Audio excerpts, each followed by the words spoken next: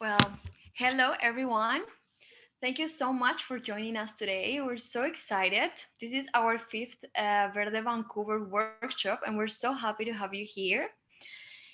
First of all, we would like to acknowledge we are on the unceded territories of Musqueam, Squamish, and Tsleil-Waututh nations, and that we recognize we're uninvited guests doing our best to contribute in caring for these beautiful and sacred lands that we now call home.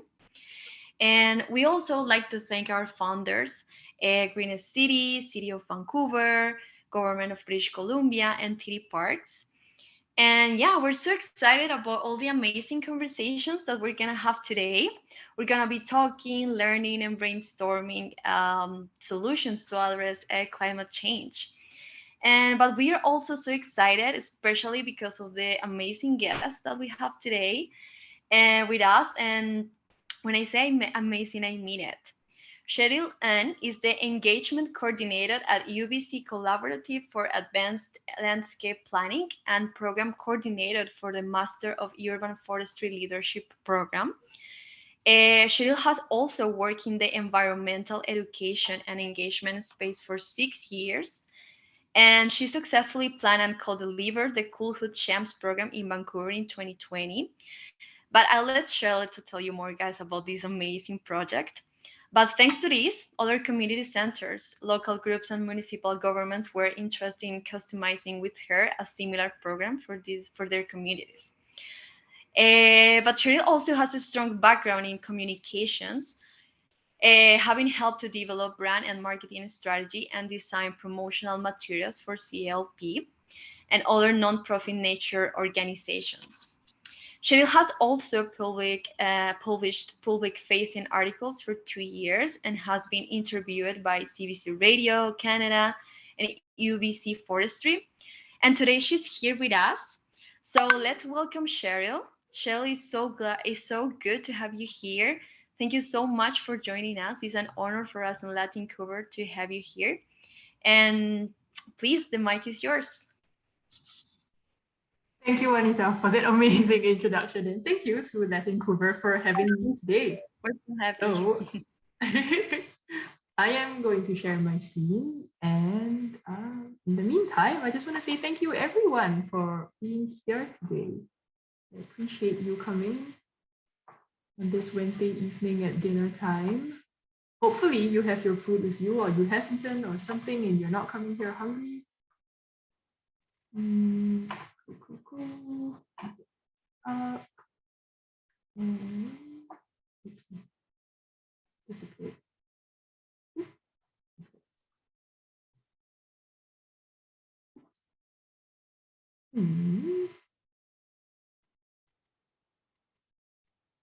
Cool. Okay. I just want to check. Are you seeing the full slideshow, or are you seeing the presenter view?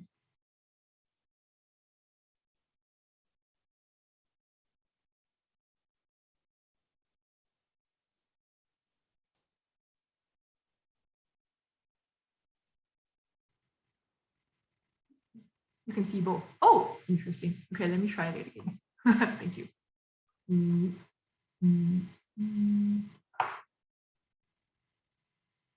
Okay, how about now?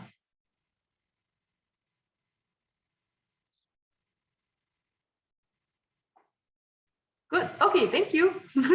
Great. So hi, everyone. Welcome to the workshop called Coolhood Champs, Learning to Become a Neighborhood Climate Champion. And I hope you are here for various reasons associated with becoming a climate champion yourself. I think some of you might come because you're interested in climate change and what it means to you. Some of you maybe have felt the effects of climate change on yourself and you just care and want to learn to do something about it. Either way, I'm really happy that you have joined me today, and I hope to have a great session with you all. So just before I begin, I just want to let you know, today's session is going to be super interactive. It's not going to be me talking all the time, because I think you will get bored of listening to my voice. I will get bored of listening to my voice as well. And more importantly, I want to learn from you as well, and I want to know why you're here and why you care about climate change. And I think having an interactive session just means that you can take away a lot more from it as well. I think we all know if we just sit back and listen to someone talking and talking and talking and talking, you fall asleep, right? Like it's like sitting in a lecture hall in a university and just like, I just want to get out of here. So let's not do that today. I really hope it'll be interactive. So I will be using the chat function a lot. I will ask questions. There will be a couple of polls, and I would love it if you can interact and respond with me as well. Alrighty, let's begin. So I want to begin not by me talking, but by getting to know you. So I would appreciate if you could just very quickly type in the chat these few things. So just your name and your favorite place within BC to spend time in nature. I will give you 2 minutes or so to do this.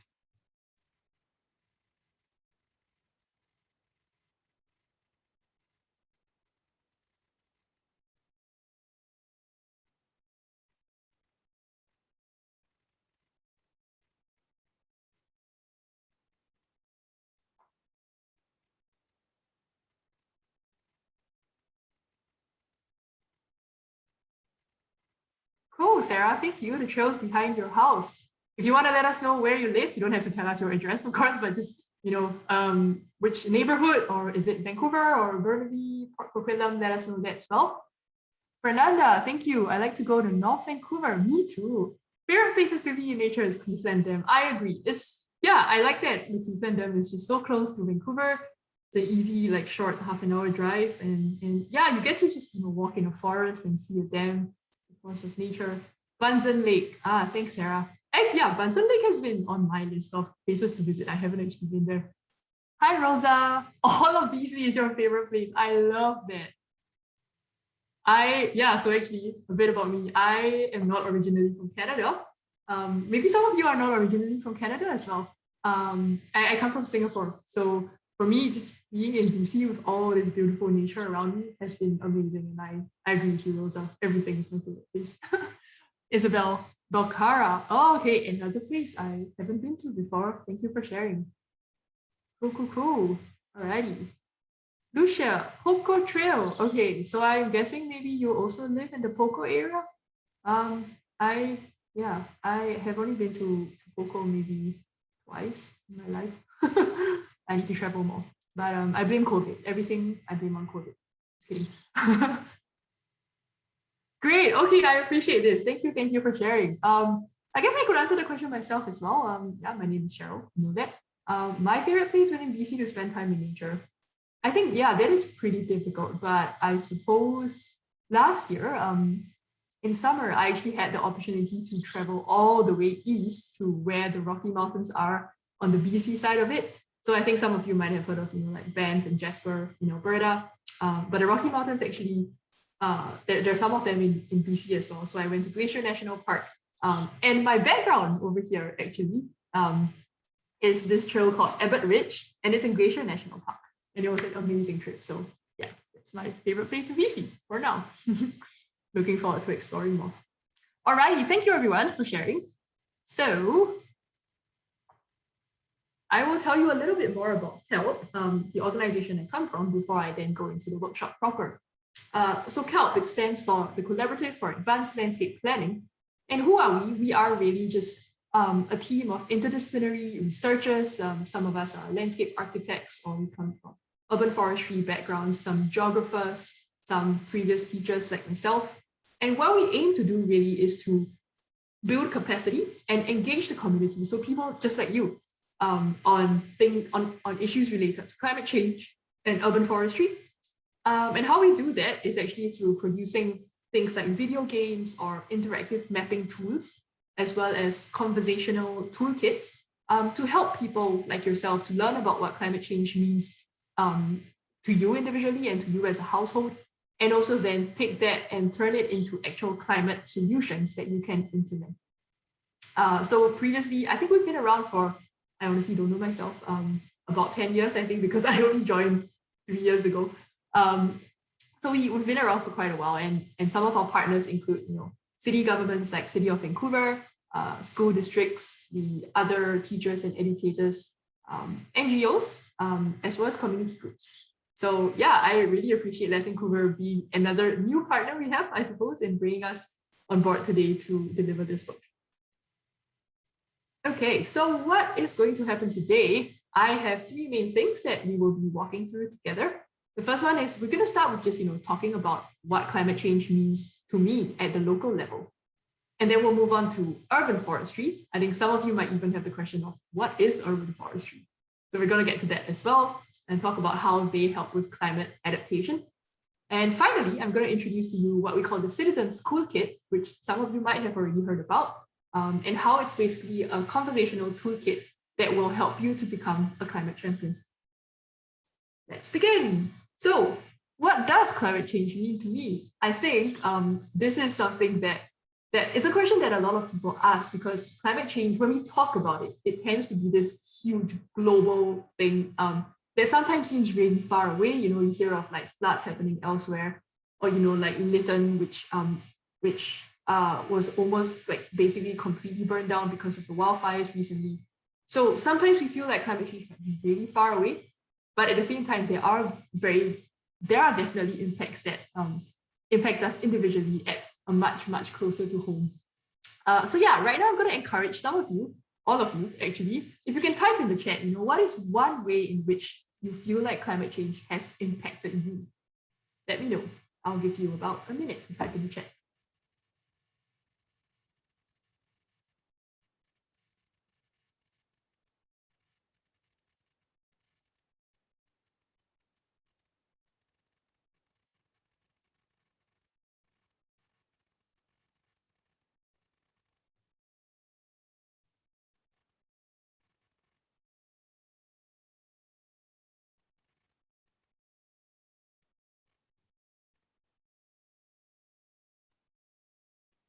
Pollution, yeah, I think sometimes in terms of like carbon emissions going into, yes, from cars, I agree, thanks Lucia. Yeah, that affects the air quality, and if we keep on burning oil and gas and fossil fuels, it does affect the air quality. So yeah, thank you for sharing that, Lucia. How about things like the heat wave that we experience in all of BC recently? Not just the wildfires. I guess if we live in Vancouver, we've mostly been really fortunate, I think, because we didn't get wildfires in Vancouver itself, but all around BC, there were definitely a lot of wildfires. Yeah, cool. So yeah, if you have any more ideas, feel free to keep typing in the chat. Yeah, like I said, I really appreciate you interacting. So yeah, let's have a look at this diagram then. What does climate change mean? Like Lucia mentioned, cars and trucks, vehicles, all of these space heating and cooling, heating up your homes. I think now we're feeling that fall is really upon us, and it's just raining almost every day and it's getting cold really quickly. Yeah, there is energy used in heating up our homes, and that actually translates into emissions that come out from our homes into the air. And that just means that then it's going to warm up the air, our surroundings even more through I think what we all understand is global warming.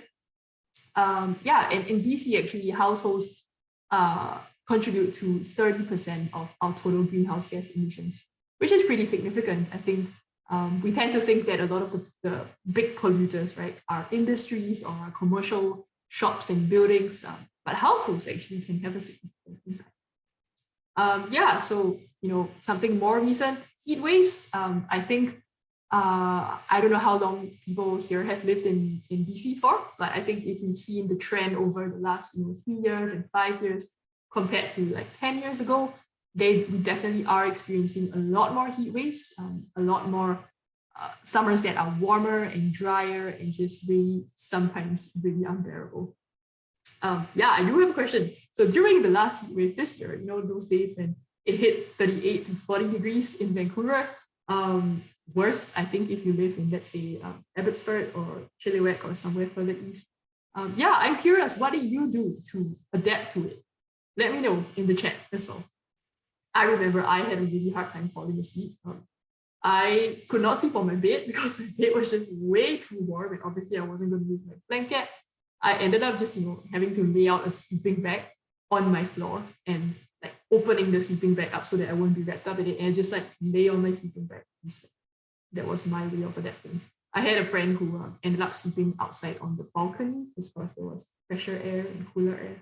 So yeah, let me know if you want how you dealt with the recent heat wave in Vancouver. Yeah, rising sea level. I mean, we are a coastal city, and yeah, the sea level, we have some cliffs and beaches here in Vancouver as well. So yeah, if the sea level is going to rise, then it, say goodbye to waterfront homes and some of the beaches, and yeah.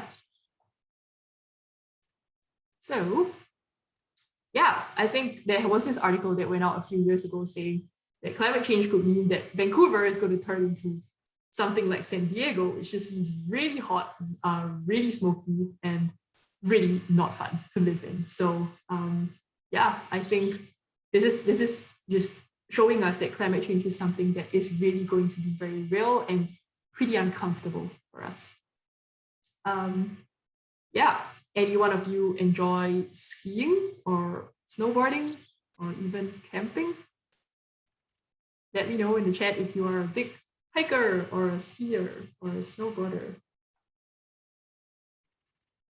By the way, if you guys want to at any point unmute yourself and respond to me, that would be amazing as well. If you don't want to type in the chat. Yeah. Thanks, Lucia. Yes, both hiking and skiing. Big high five to you, Lucia. I love hiking and kind of love skiing too. Yeah. Anyone else? Hiking, Isabel. Thank you. Thank you. I appreciate these responses. Yeah. So yeah, okay, hiking. So if you look at these maps, okay, so I'm gonna click through these. Camping. Thank you, Patricia. I love camping. So yeah, just being in the outdoors and spending time in nature. So for those of you who have been hiking, skiing, camping in the past few years, I wonder whether you've noticed, like the extent of the glacier or the extent of snow and ice that you see and how it has changed over the years. So what I'm going to do now is I will click through a few images, and you can see in the bottom left hand the year that that image was taken. You can see how the snowpack, which is basically how much snow you see in the mountains here, you can see how the snow has drastically changed over the years. So let's have a look.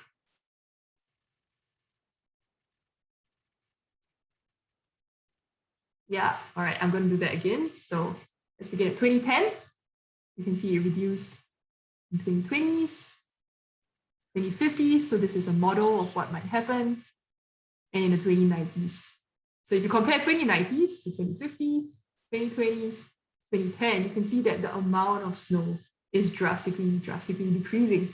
And that definitely means that, skiing and snowboarding season might be pretty different in the next 30 years or so, or 80 years to come. And that's a pretty sad reality, I feel. Yeah, for someone like me who likes skiing and enjoying the outdoors, I think this is something that we will experience ourselves as well.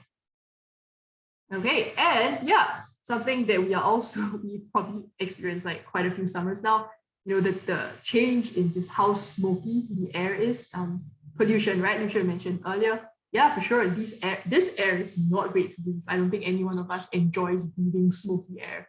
And sometimes, having to cough because of it.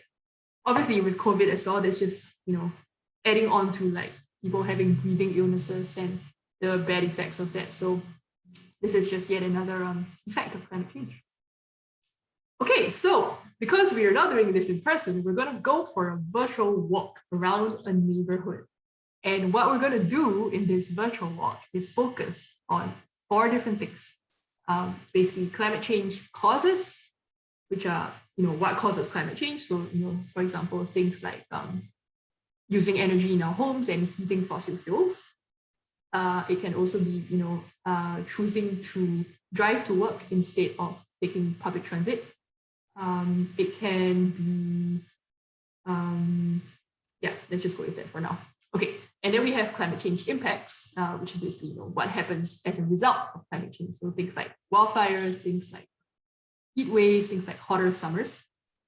We're then going to talk about also then what climate change mitigation and adaptation look like. So what is the difference between mitigation and adaptation? I think that's a question that some of you might be asking. So mitigation is basically what kinds of things we can do to reduce our contribution, our carbon emissions. So what are some things that can, make sure that we are not using as much energy, for example, like not turning on the heat 24 hours a day. That's one thing. Another way is, if we can cycle or walk or take the bus instead of driving, or carpooling, having more people in the car. So these are examples of mitigation. Renewable energy is another example of mitigation. So, like solar energy, wind energy, hydro energy instead of burning fossil fuels. And then on the other hand, we have adaptation. So adaptation is basically not necessarily related to emissions. It's basically what kinds of things we can do to cope better with climate change. So one example that we really like as urban foresters is planting trees, because planting trees doesn't necessarily change how much energy we use, but the trees can help to absorb carbon dioxide from the air and provide shade. And I think some of you might, if you like hiking and camping, you might enjoy walking through a forest because it tends to be cooler in summer, or even going to a park near your house and sitting under a tree. I think you can feel like the tree, when it provides shade, is a lot more comfortable than being in the direct sunlight. So that's an example of adaptation. Okay, so what we're going to do now is we're going to go for a walk using Google Street View, and I'm going to ask you to identify, based on the photos that we see, what causes, impacts, mitigation, and adaptation we can see using these pictures. All right, let's go. Great, so here we are in a neighborhood in Vancouver, Killarney. So maybe some of you live there, I don't know. 47th and Raleigh is where we are. So if we walk a little further down this road, alrighty, what do we see here? Do we see any clear signs of climate change impacts or causes? Anyone? Let me know in the chat. Or unmute yourself if you can. And tell me.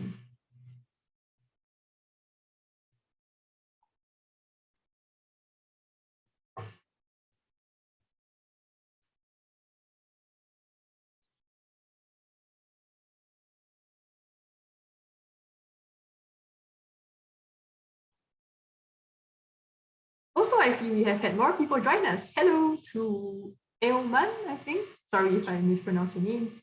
To Mariana, and also to Patnam. Oh no, I'm sorry, I don't know how to pronounce your name. Patmana. Yeah, thank you for joining. Okay, let's see what Rosa says. The sky is not blue. Can't identify the clouds. Oh, interesting. Yeah, I wonder why. What is it about the clouds that you want to see? I want to know, Rosa. Thank you.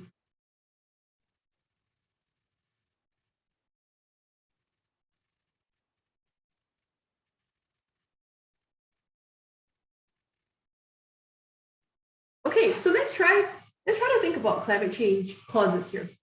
So I think we can see a big van in the bottom right hand of the picture. We see a couple of big trucks in the far back end as well. Okay, thanks, Rosa. It looks like there's pollution. Okay. So possibly you're saying because the sky is not blue, and that suggests that like the sky is a bit gray or smoky. That's possible. Yeah, thanks, Rosa, for suggesting that.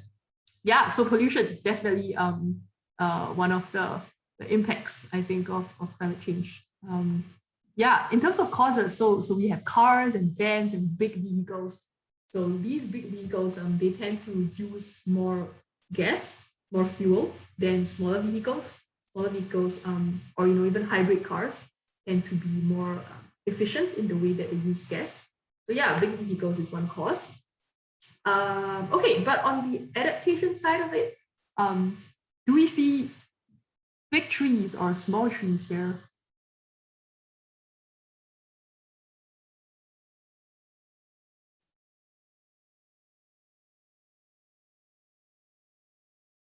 Okay, I think you will agree with me that the trees here are pretty big, pretty old, especially the one that you see on the left side.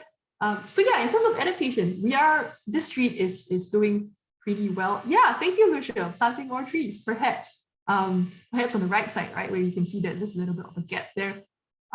Yeah, so we have large trees. That's a pretty good sign. We can do with more trees as well. Great. Okay, let's move on. So yeah, so this is actually just a zoomed in version from where we were earlier.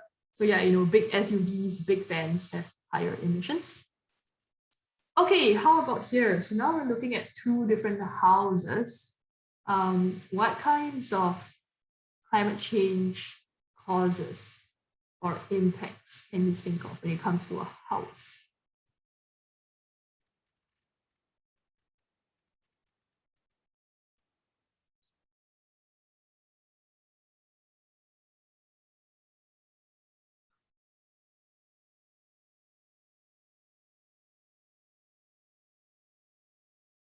No trees around them.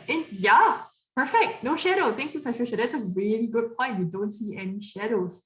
And actually, I will link it now to Rosa's point. You can see the sky is blue.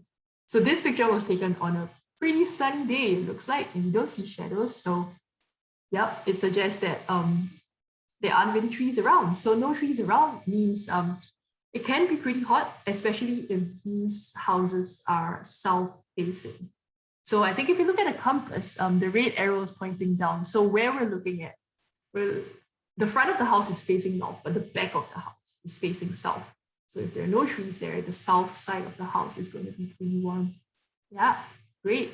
How about, okay, well, we do see some greenery. We don't see trees, but we see lawns. Are lawns good or bad? What do we think? Are they good for the climate? Bad for the climate?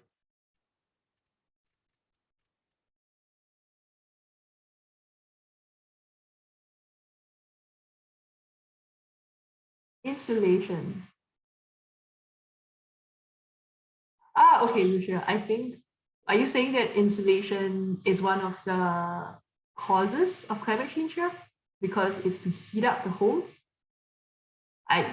Yeah, if that's what you're saying, I absolutely agree. Exactly. So that is one cause of climate change here. So as you can see, so yeah, the tree, there are not really any trees to cover the house.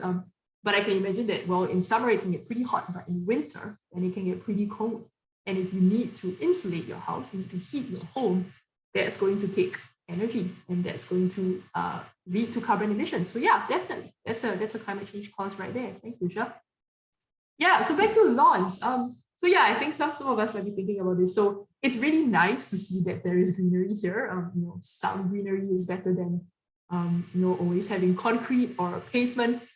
So green grass and lawns is actually good in terms of reducing the impact of rainfall, so that you won't flood when we have heavy rainfall events like today, right? But at the same time, lawns are not the best way of adapting to climate change as well, because there isn't much wildlife associated with lawns. You don't really see any birds or bees hanging out on the lawn. Birds and bees they need trees, or they need bushes, and they need shrubs. So yeah, lawns are better than pavements, but trees are better than lawns. Okay, let's try the next photo. Cool, alrighty. So this photo, I think, I'll help you out here. So this photo is really just showing that, there are some trees on this road, but you can tell that without the trees, it can get really hot. So this photo, again, it's pretty clear that it was taken on a sunny day. You can see it's really bright. It's really vibrant, the colors. So yeah, there are two trees there, which is great, but they're not that mature yet as trees, so they aren't providing that much shade. And there are still certain gaps where you can see that it's really bright and where there isn't any shade from trees. So I'm going to take Lucia's suggestion here, and I think this tree could use more trees. Okay, let's look at this. What do we see here? I'm going to give you a hint. It is an adaptation. What is good in this photo in terms of climate change?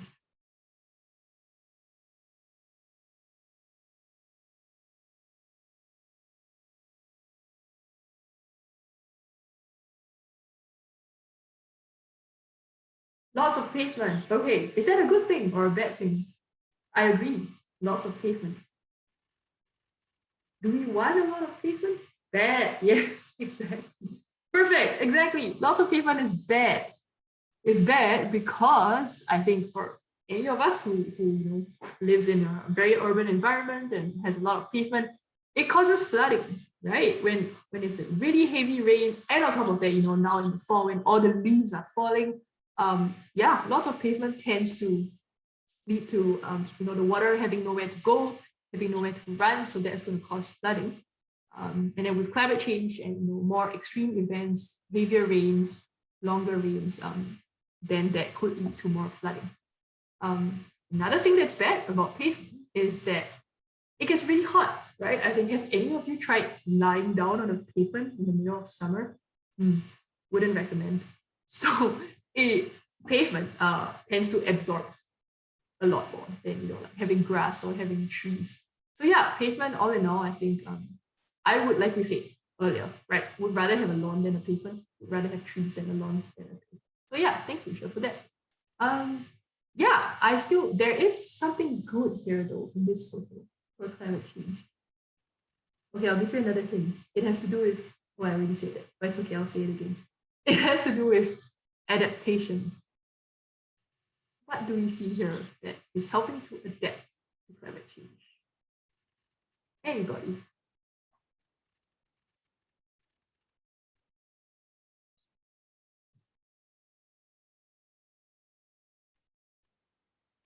The plants on the fence. Perfect. Ooh, recycling. Oh, we're getting good. Okay, let's go one by one. Thanks, Patricia. Thank you, Lucia. Great. So the plants on the fence, Patricia. What about the plants on the fence? It's good.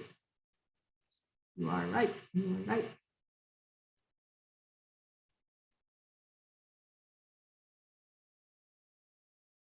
They keep growing. And them growing is great. Okay, so we're talking about a vertical green wall here, is what it's called, right? It's the plants that are basically growing up on the fence. And it is a form of adaptation because plants help to absorb carbon dioxide. And that helps to reduce the amount of carbon dioxide in the air, which tends to then reduce temperatures, right? So we like plants, basically, right? Obviously, these plants they're not really going to provide shade because they're not trees, but it does still help to absorb carbon dioxide. They also help to absorb pollutants from the air. So that's another way in which they're great for our health and for just the quality of the air that we have. On that note, I mean, there is a tree that we see right next to the car. So yeah, I mean, this house it's doing pretty okay. There's a tree, there's a green wall. Could reduce the pavement, but at least there are some adaptation. Let's get to recycling, Lucia. Yeah, okay, so they are recycling. So in that sense, I think you mean the recycling bin, right? That we see next to the staircase. And also there's that compost bin. Yeah, thanks, Lucia. Okay, yeah, so recycling, that helps the climate because it means we're generating less waste. And a lot of waste that goes into the landfill, sometimes they get burned and that emits more carbon dioxide into the atmosphere. I think just, this idea of waste and buying and consuming a lot generally has an impact on the climate as well. So if we try to recycle and reuse our items, that definitely can be a good way to adapt to climate change as well. Perfect. Let's move on. Okay. Now, this is an example of what we call a back alley. So, earlier when we saw like the fronts of houses, they always look really nice, right? They have lawns, they have nice doors and windows. But sometimes we often forget that the back alleys of houses is where, we tend to neglect and forget. Yeah, okay, so I'm going to ask this question. So have you ever walked down the back alley of somewhere, like a neighborhood? And do you notice a difference in temperature between walking down a back alley and in front?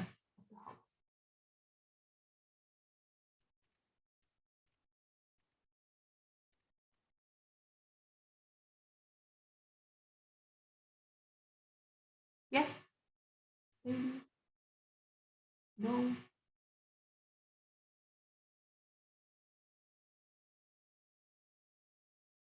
Haven't noticed. Thank you. Okay, thanks for letting me know. Yeah. Okay, Lucia, yes, it could be no trees. Perfect. And Rosa says alleys are hotter and you feel it more in the city, like downtown area. I completely agree. Exactly. On that note, actually, before I move on, I'm really curious to know about where each of you live. So if you could tell me, okay, so maybe Rosa, you live downtown. Yeah, if you could let me know where you live. Is it in the city of Vancouver or is it like somewhere like Burnaby or Coquitlam or Richmond or anywhere. And then if you live in Vancouver, let me know which neighborhood you live in as well. That would be super helpful. I think it might help me to uh, tailor what I'm saying to where you live as well. Okay, so with that, yeah, let me know in the chat. So back alleys, yeah, we can see not just are there no trees, there are also a lot of pavement, right? You see the whole thing basically is gravel, it's road, and people tend to park their cars there as well. So yeah, I agree with you, Rosa. Whenever I walk down an alley like that, you can feel it's hotter. It's as though the heat is just like coming up from the pavement and trying to bake you alive. And on top of that, there are no trees, so then there's the heat coming up from the sun as well. So it's kind of like hot coming down and hot coming up. It's just very hot, basically. Yeah. So this is I think one of the things that we're trying to encourage people to do, which is plant trees in the alley, or start a garden, or even if you had a lawn, it's better than having gravel.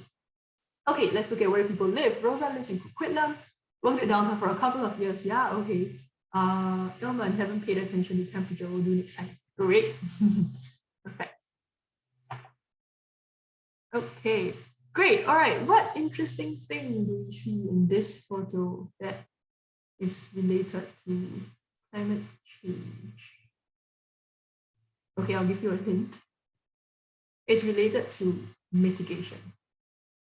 So that's related to reducing our impact, reducing our carbon emissions into the atmosphere.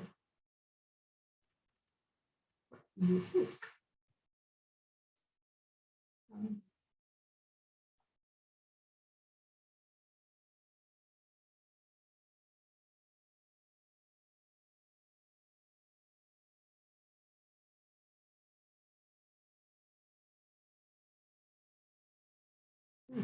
No answers? It's kind of like right in the middle of the photo. Oh, okay. Rosa says the small trees planted in the backyard. Yeah. Okay, that's not what I was going for, but I like it. I like that you have noticed these small trees. I think, yeah, a couple of them are kind of like bushes and two of them look like trees. You are right. That is definitely an adaptation measure. I can't really tell what trees they are from the photo, but hopefully they grow taller and bigger, and that's going to provide shade. The clothes hanging, wonderful. Yes, Isabel, exactly that. That was what I was going for. So, what is it about the clothes hanging that is related to climate change? That's what I want to know. Anyone, Isabel, or someone else can try answering. Use of water. Use of water. Sorry, Lucia, what do you mean? Use of water where or for what? Oh, you mean for the clothes? Okay. Use of water for the clothes. Perhaps. Yeah. Oh, instead of using Isabel, okay, I get it. Yes, exactly. Okay, so Isabel, you are absolutely right. So you're hanging the clothes instead of putting them in the dryer. And that means that you are not actually increasing your emissions, right? Because you don't have to use electricity to run your dryer, right? You have to plug in your dryer, it uses fossil fuels or natural gas or renewable energy in Vancouver, which is like in BC, which is slightly better. But I mean, if it's in summer, you can tell it's sunny from the photo, and you can tell like there's wind, right? Like the clouds are kind of flying, especially on the right. So it's solar energy, wind energy. These are both renewable sources of energy. Renewable meaning they never run out, right? The sun rises every day. I mean, as far as we have lived, the sun has risen every day. Wind, I think Vancouver, BC, there are parts that can be pretty windy, right? So yeah, I mean, if it's a nice day like that, it's not raining, why not hang your clothes outside? It's free energy, and then you don't have to pay to use the dryer, and then you can help with climate change as well.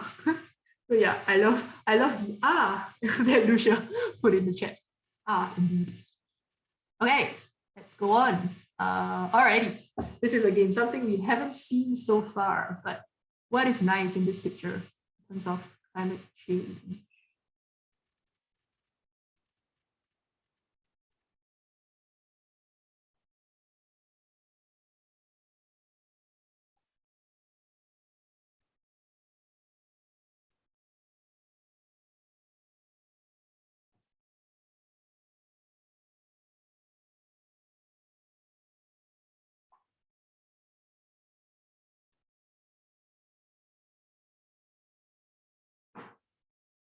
Okay, that's okay. I will let you know. So it's in the left photo. You can see not now there aren't necessarily trees in the foreground. Exactly, Patricia, the little garden. Exactly. So we're seeing that someone has actually put effort into growing a garden here. You have flowers in the back, and looks like it might be lettuce in the front, and hopefully, other edible plants in the front. So yeah, this is yet another amazing way of adapting to climate change, right? Not only do these plants, again, absorb carbon dioxide, but also if these plants are edible, then it contributes to food security. You don't have to travel to the grocery store to buy your vegetables if you're growing them in your backyard.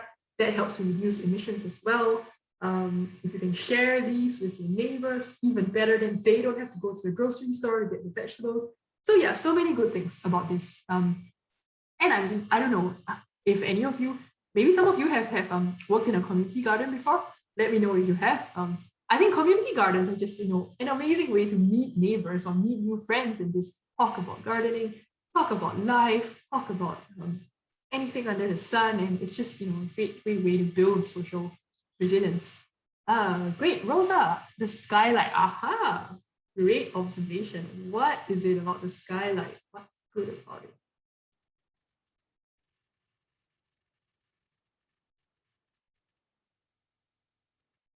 Yeah, I like that you pointed out the skylight.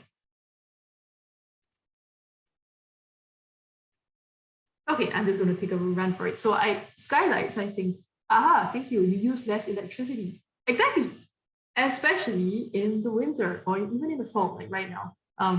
Why? Because you allow the heat to, penetrate through the roof and come into and naturally heat up your house from the roof, right? Like when the sun is directly shining, and you can feel that it warms up your at least the upper level of your floor a lot faster, right? Like yeah, I was going to say where I am right now in my home office, we have a skylight as well, and yeah, when the sun comes shining through, woo, we don't even have to turn on the heater. It's amazing natural warmth just because of the skylight. So yeah, using less electricity, perfect answer. Okay, and now we come to the final picture. What do we see here? And what does it have to do with climate change?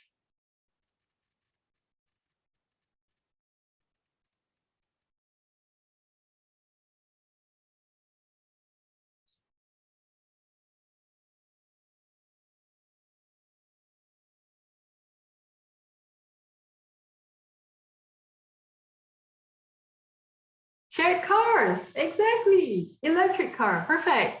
There we go, the Evo, right in the front. Yeah, I believe the Evo is a hybrid, not an electric, but it's like kind of, yeah, hybrid. So half. Thank you, Isha. Yeah, precisely. The fact that it's shared, you don't own the car, and you just pick it up, drive it to where you want, park it, and someone else can pick it up. That is a way more efficient way of using a vehicle, right? Than some like one person owning a car and driving it alone and things like that. Yeah. Also, the fact that the Evo is hybrid, so it's actually more. It uses less fuel than the average car out there. Definitely uses less fuel than like an SUV or a big car. Yeah, I don't know how many of you have driven Evos. I've driven an Evo and I absolutely love it. Fuel efficient and easy to drive and gets me around Vancouver. I don't have to buy a car. It's great. So yeah, exactly. So that is one example of mitigation, right? Because when you're sharing cars and you're using a fuel efficient car, then it helps to reduce the amount of emissions that you are contributing to the environment as well. Great. Alrighty. Thank you everyone for responding in the chat to the questions that I had about climate change and doing this little neighborhood tour. I hope you now have a better understanding, of how you could even do this in your neighborhood, whether you live in Port Coquitlam or Burnaby, other parts of Vancouver, downtown. Try out this walk yourself, just even spend like 10 minutes walking around your neighborhood on a nice day and try, identify the climate change causes and impacts and mitigations and adaptation the same way we did this today using this. And yeah, it might just open your eyes to understanding what climate change means in your neighborhood. Okay, with that, we are going to launch a little poll for you to see where we're at in terms of understanding BC's climate targets. Here we go. This is poll number 1. Does BC have an official emissions reductions target? Yes, or is it no? Or is it don't know? Mm. 3 people have answered. Thank you, thank you. 4 people have answered. 5 people have answered. It's really fun. I love watching these polls because like you see the bar jump from like how many people say yes or no or don't know. 7 people have answered. So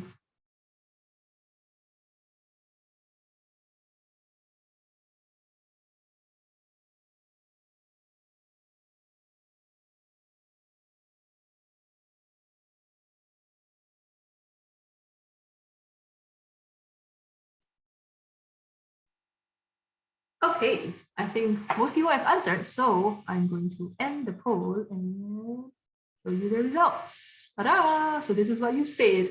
So, 2 people, 29%, said yes, BC has an official emissions reductions target. Nobody said no. Perfect, you are correct.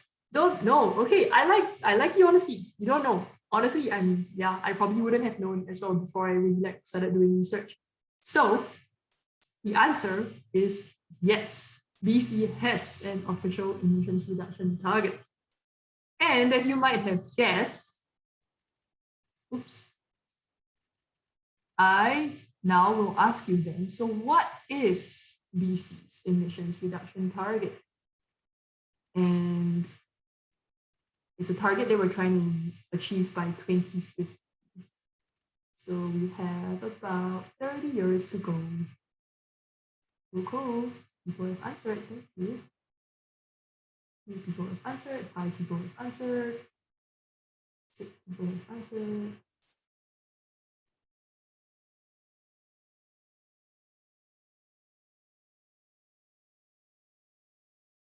Okay, looking good, looking good. 6 people have answered. Anyone else want to put in your answer? Let us know what you think about BC's emissions reduction target. Okay, if you don't know, it's not an easy question. Okay, 6 people have participated. I'm going to end the poll and show you the results. There we go. So 1% thinks 50% below 2007 levels. 1% thinks 40% below 2000 levels, and most people don't know. Great. Okay, so let me show you the answer. Ta-da!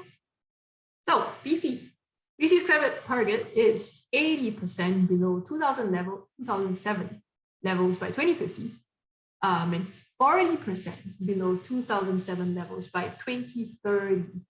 So I mean, yeah, these are all just numbers, right? It's kind of hard to understand or like think about what they really mean. But think about it, 40% below 2007 levels by 2030. 2030 is now in 9 years' time. It's not a lot of time. And 40% is close to half, right? So think about it. What does that mean in terms of what your life is going to look like, right? If you drive maybe 5 times a week, if you want to reduce that to 40%, that means you're only going to be driving 2 times a week, right? Or if you're heating your home, and you're heating your home maybe throughout the winter from, say, December to February, so that's 3 months. But if you want to reduce that to 40%, that's going to be, around, maybe you can only heat your house for 1 month, right? So that is a very ambitious target. And it's definitely not easy to achieve. But yeah, that's why we're doing this workshop today, because I want to show you that, yes, it might sound difficult or it might sound impossible, but it's not, because there are so many ways in which you can make a difference in the little actions that you do in your house. Okay, with that, I'm going to transition to this part about urban forests and how they can help climate change. So yeah, I think what you might ask in the first place is, what is the urban forest, right? You've heard of a forest, you've heard of forestry, but urban forest? Well, it's really not that crazy an idea or something that is out of like your imagination. It really just refers to all trees within the city. So, the trees that you saw on people's lawns, on their front lawn, the back alley, those are part of the urban forest. All the street trees you see, part of the urban forest. Pacific Spirit Park in Vancouver, part of the urban forest. Stanley Park in downtown, definitely part of the urban forest. Yeah, so any trees on public and private property are part of the urban forest. And how can urban forests help? So many ways in terms of helping climate change not be as terrible. So they help to reduce, they help to absorb carbon dioxide, they help to cool down a city. I think like one of you mentioned earlier, walking in a back alley without trees, you can feel that it's a lot hotter than walking down the front when there are trees. Improving our health. I think, we talked about this at the start, right? A lot of us like hiking or skiing or camping. I think then we really appreciate the outdoors and appreciate having trees. It's great for our physical health. It cleans the air. It's great for our mental health because, you just feel a lot more relaxed and happy, right, when you're walking through a forest or like a place with a lot of trees. There are things like, beautifying neighborhoods, making them look prettier. Yeah, I mean, I like living in a neighborhood with a lot of trees. I don't want to be in a neighborhood that has no trees at all. It's not very pretty. I mean, it increases property value, although I have to say property value does not need to increase in Vancouver anymore. Thank you. But yeah, I guess if you are a developer or you're trying to sell your house, then you want your property value to be higher. And managing stormwater. So basically, that just means reducing flooding when there are heavy rain events. You have trees. They help to lessen the impact of the rain falling on the ground and help to reduce the chances of it flooding. So so many ways in which urban forests help. This is just one example, of like trying to see an urban forest in front of a house. Many things that we've said before, heightens property value, improves the soil quality, helps to absorb carbon dioxide, and provides shade. I think this house is pretty well shaded. Definitely could be more shaded, but you can tell there are shadows, right? Like one of you mentioned earlier as well. You can tell from the shadows that it's a well shaded house.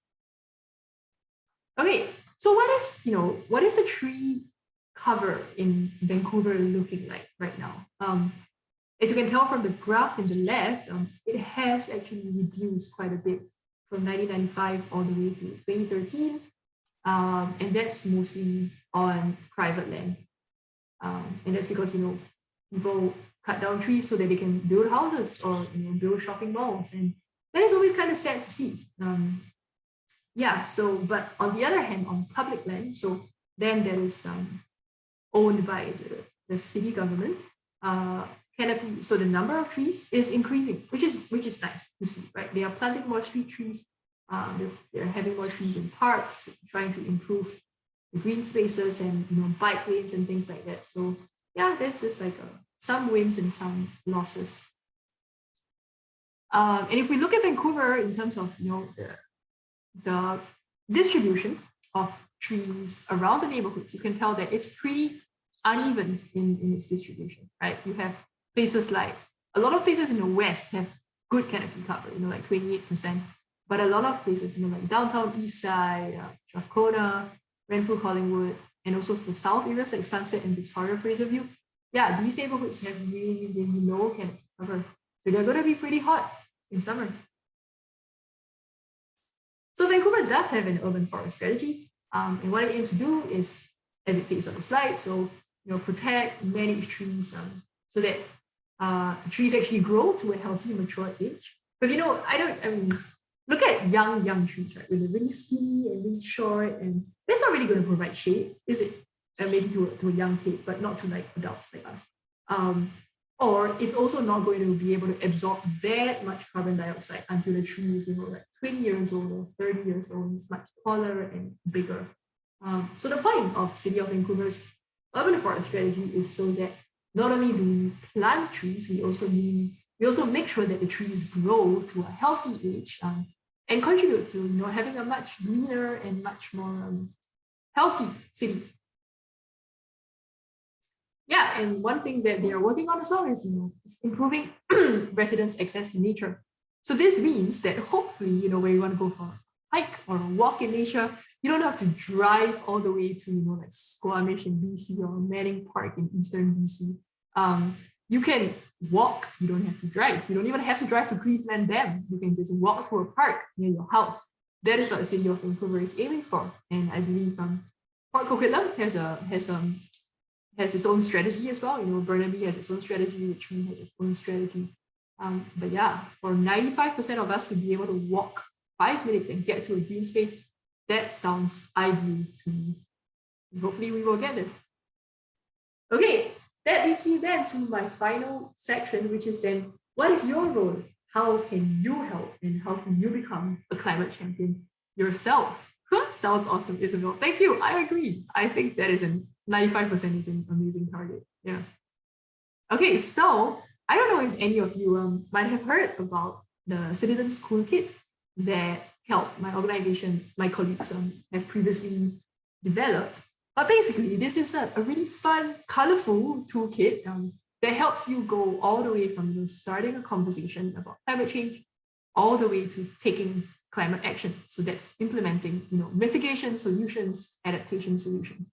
And yeah, the Citizens Toolkit is free for you to use. It's easily accessible online. There is the link below, and I can type it in the chat later on as well. Or if you just Google Citizens Toolkit, you should be able to find it. And it's free for you to use, so please use it. I will now walk you through some of the exercises that you can try in the toolkit. And it's really fun. Kids and adults both love it. And we've tested it in schools, we've brought it to community groups, and yeah, there's some exercises in there that people just get really excited about. So it's fun. Yeah, so that's what it's for. Okay, so one example of really fun activity is called the Urban Forest Quest. And this is basically an activity that helps you to understand what the state or the quality of the urban forest where you live is looking like. Like how many trees are there? Count the trees, as you can see on the left. That's an easy thing to do. You just like go down the street and count 1, 2, 3, 4, like 10 trees, or like only 2 trees. That's terrible. So yeah, that helps you. And then another one is you can hug the tree. Isn't that fun, hugging a tree? You hug the tree to kind of have a sense of how old the tree is. Obviously, the wider it is, the harder it is to hug. If you're like, oh, I can't hug it, that means it's an old tree, but it's a good tree, generally speaking. If it's like a young tree and it's really thin and you end up doing this and not really hugging it, then not so great, But then that tree will grow older and it will help generations to come. So it might not benefit us that much, but it will benefit your kids, benefit your grandkids. That's all good. And then we have also the most fun activity in this one is called the leaping squirrel test. And that's number 3, if you see it in the on the little page in the bottom left, the leaping squirrel test.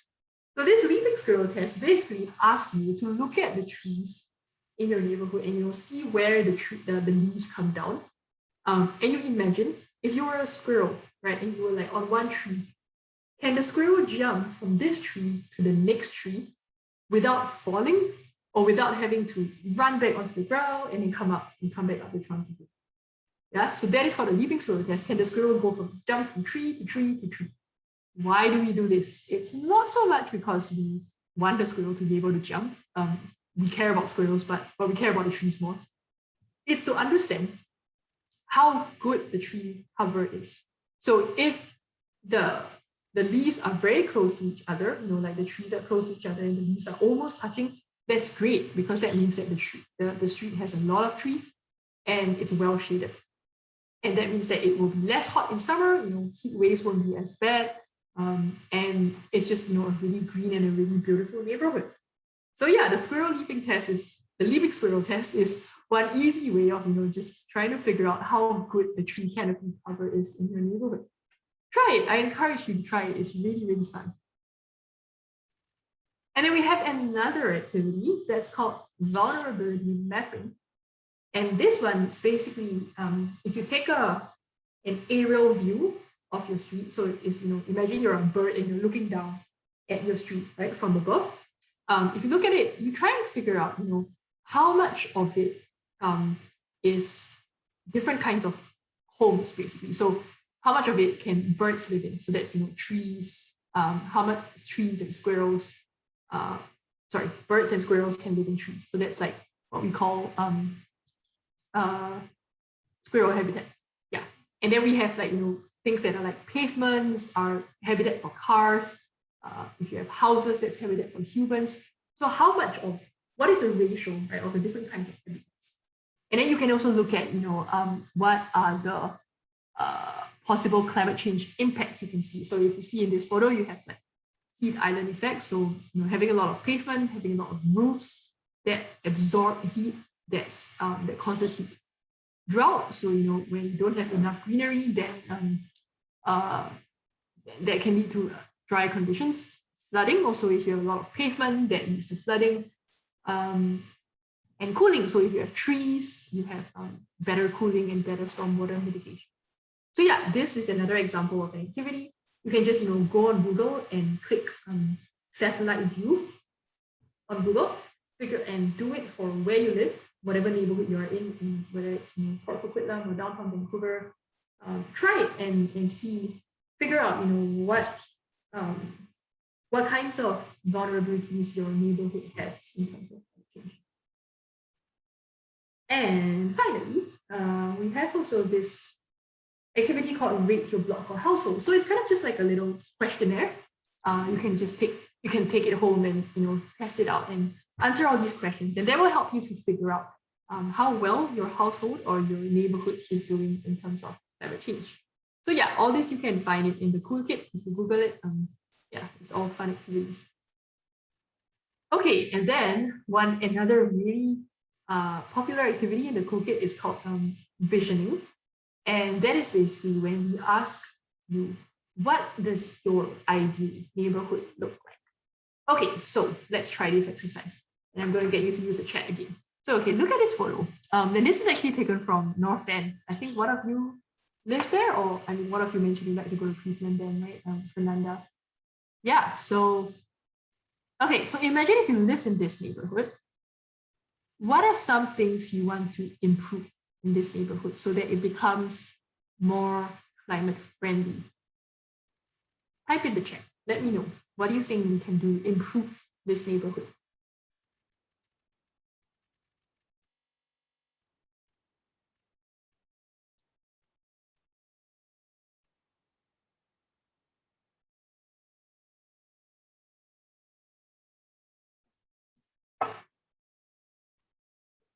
Not sure. It looks very green. You are right. It is green. I like the honesty. Okay, let me give you some hints. It is very green, but the road is kind of wide and we see a car there. Is there any way we can change that? That's one thing.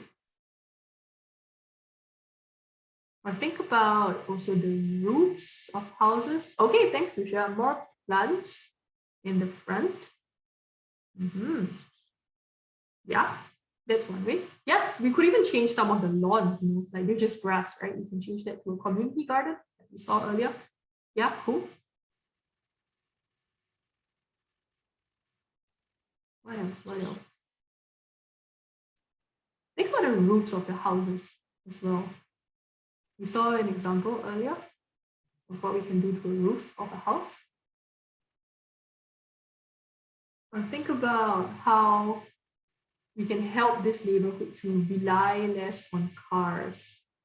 What can be the alternative to cars?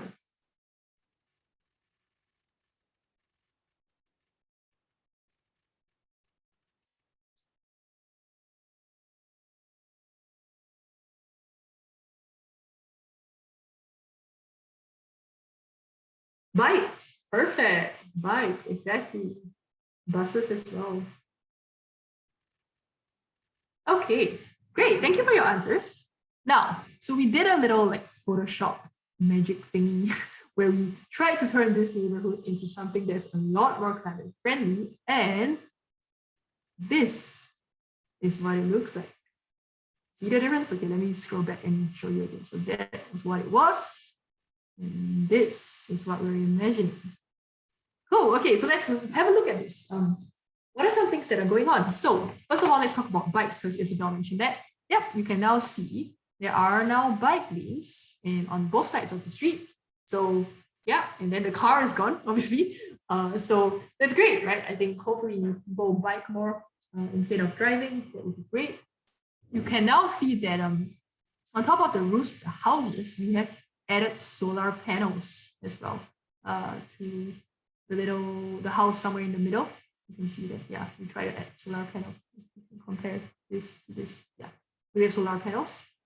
The market, perfect, Patricia, thank you. So yeah, previously there was nothing here, just a little lawn, kind of wasted space, I feel. So we now have a market.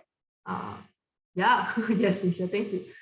Yeah, so a local market, hopefully, some kind of farmer's market or with more local produce. If you have a little community garden in the back, you can tell above the market. Anyone want to tell me what this is above the market? This little glass thing.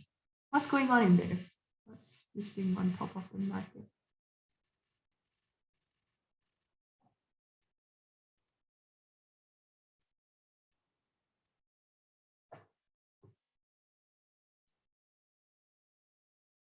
Greenhouse, exactly. What's going on in a greenhouse? They're growing plants, growing edible foods, I assume. So imagine, it's a really sustainable idea where you grow your plants in a greenhouse on the roof of your market, and then you sell that produce in the market to the local community right here.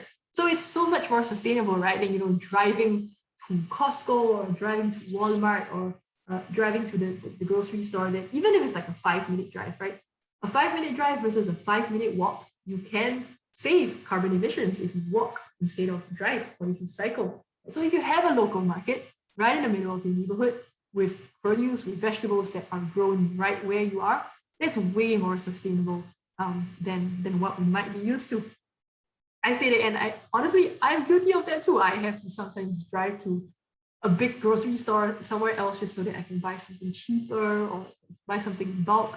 So yeah, if we have more sustainable, resilient neighborhoods like that, I think we can all, reach that minus that 40% reduction in carbon emissions by 2030. Yep. So yeah, what else is going on? So yeah, you see a lot more pedestrians walking on the pavement. And there is now, yeah, if you see the front, the lawn in the bottom right, it was a lawn, and now it's a little community garden as well. I think like a few patches of lettuce over here. I'm not sure if you can see if the slide is big enough, but we now also added a bus stop sign. So not only is this bike friendly, it's also bus friendly. So encouraging transit rather than encouraging cars. Yeah, great. Okay, so just to show you, so that was done by my colleague on Photoshop, but these are some real examples of what our past participants in our workshops have drawn. So people like you, what do you have drawn in terms of envisioning an ideal friendly, climate friendly neighborhood? So you can see the top left, right? Those green squiggly lines you see is basically someone who's trying to change the road into pavement that is more permeable. So that means pavement that rainwater can go through rather than just like trickle over. It can infiltrate into the ground. Obviously, they added trees in every photo here. You can see that people added trees, so it's wonderful. The photo on the right, you can tell that people have added community gardens as well. You can tell by the flowers and by the little green patches of ground. People have added bike lanes in both the top photos as well. The bottom left, you can see green block pavements as well. Food. We have a little green alley, so an alley that is no longer gray and hot, but green instead. And then the bottom right, I think, someone wanted to add a little roundabout in the middle of the road and plant a garden in the middle. I think you've probably seen those, some of the little roundabouts in residential neighborhoods where it's not just grass, but you actually have a little garden going on there. Yeah, that's perfect, right? It's prettier to look at.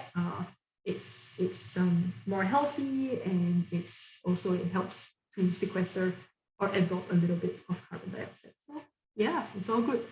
Some people even added musical notes. Not sure. Maybe, imagine if you're walking down the street and there was music playing, like in a musical. That'd be fun. Anyway, yeah. So yeah, this is an example Again, this is an exercise that you can do in the cool kit together with your family, your friends, your neighbors. Print out a photo, or you can even do it online. Like these people did it on the screen on in Zoom. Basically, you just go to Google Maps, find your neighborhood, zoom into like a street view of your block, and you can just start drawing. Think about what you want your neighborhood to look like. Is it more trees, more gardens, more bike lanes, less cars? Yeah, what do you want your street to look like? That's something you can do to start becoming a climate champion yourself. And with that, I am going to tell you about our Cool with Champs workshops that we are actually holding starting next week. So if any of you are interested in taking this journey with us and following up from today's workshop that I've done for you, you're more than welcome to join us. It's completely free. We don't charge anything because we feel climate action is important and we want as many people like yourself to take climate action. So yeah, if you want to join us, you can see the registration link is here at the bottom. And we are running 2 different series. The first one is at Itsilano Community Center. The second one is at Trout Lake Community Center. And the dates and the times are all there. Basically, what we're going to go through in the workshops is like a way more detailed version of what I did today. So today I kind of ran through the exercises really quickly, and you didn't really get a chance to try it yourself. So yeah, if you come to these workshops, we can gift you the cool kit, like a hard copy of the cool kit. You can sit down and try out the exercises, and it's all really fun. I really enjoy trying out the exercises myself. So yeah, I will also put that in the chat if you want, if you're interested in registering. And with that, I come to my last slide. So I thank you, all of you, for participating in the workshop today, for showing up, and especially to all of you who were responding in the chat and answering the questions. I really, really appreciate that interaction. And if you want to contact me, you have my email there. You can also check our help website that is also on the screen. So yeah, thank you everyone. And I hope to stay connected, and yeah, feel free to email me, chat with me. I can also take questions now. Thank you.